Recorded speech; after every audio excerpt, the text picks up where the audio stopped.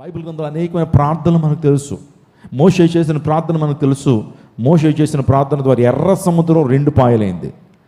యెహోషువ చేసిన ప్రార్థన ద్వారా సూర్యచంద్రులు నిలిచిపోయినాయి. యెహోషువ చేసిన ప్రార్థన ద్వారా యోర్దాను నది ఏకరాశిగా నిలిచిపోయింది.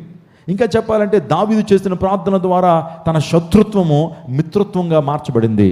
ఇంకా హిజ్కియా చేసిన ప్రార్థన ద్వారా తన ఆయుష్ పెంచబడింది.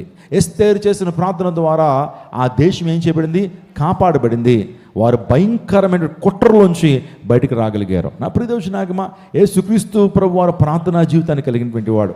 ప్రతి దినము కూడా ఆయన ప్రార్థనా బలిపీఠాన్ని కట్టాడు యేసయ్య. ఆయన దేవుడై ఉండి కూడా, ఆయన సృష్టికర్త అయి ఉండి కూడా ఆయన ప్రార్థన చేయటం మనకు నేర్పించాడు.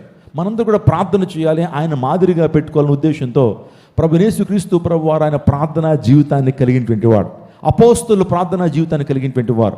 దేవుని సేవకులుగా మేమింత విజయాన్ని మేము పొందుతున్నామంటే, సంఘాన్ని నడిపించగలుగుతున్నామంటే, అనేక ప్రాంతాల్లో యేసుక్రీస్తు ప్రభు సత్య సువార్తను రోషంతో ప్రకటన చేస్తున్నామంటే ఆ శక్తి ఎక్కడి నుంచి వస్తుందో తెలుసా? ప్రార్థన ద్వారా. స్తోత్రం చెప్పడం. హల్లెలూయా. ప్రార్థన లేకపోతే నీ జీవితంలో మనుగడ సాధించలేవు. ఓ విశ్వాసి, నువ్వు బ్రతకాలంటే ప్రార్థన అవసరం.